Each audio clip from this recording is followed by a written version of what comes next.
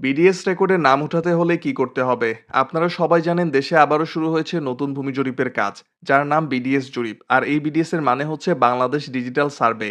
এটি বাংলাদেশের শেষ জরিপ। এই বিডিএস জরিপটি সম্পূর্ণ ডিজিটাল ভাবে ড্রোনের মাধ্যমে পরিচালিত হচ্ছে। যেহেতু এটি বাংলাদেশের শেষ জরিপ বলে ধারণা করা হচ্ছে, তাই এটি খুবই গুরুত্বের সহিত দেখা হচ্ছে। জমির সকল কাগজপত্র না থাকলে এই জরিপে আপনার নাম আসবে না।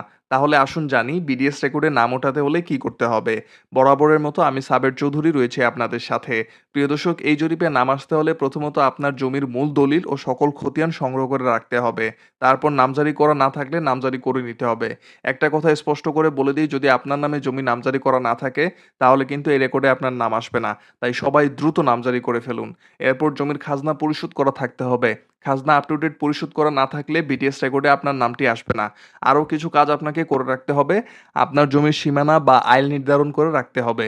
ও জমিটি দখলে না থাকলে দখল পুনরুদ্ধারের মামলা করে দখলে যেতে হবে। আরেকটা গুরুত্বপূর্ণ কাজ হলো পর্চা ও নকশায় মিল রেখে জমি মেপে রাখতে হবে। আর যাদের ওয়ারিশান সম্পত্তি আছে তারা ওয়ারিশ সনদ ও বন্টননামা দলিল সংগ্রহ করে রাখবেন। এই কাগজপত্র ও কাজগুলো করে রাখলে বিডিএস রেকর্ডে আপনার নামটি ভূমি কর্মকর্তাদের দিয়ে উঠাতে পারবেন। আশা করি সবাই বুঝতে পারছেন। প্রিয় দর্শক, ভিডিওটি শেয়ার করে দিবেন। শেয়ার করে দিবেন এই জন্য যে, কারণ অনেকেই জানে না বিডিএস রেকর্ডে নাম ওঠাতে হলে কি করতে হবে। আসসালামু আলাইকুম।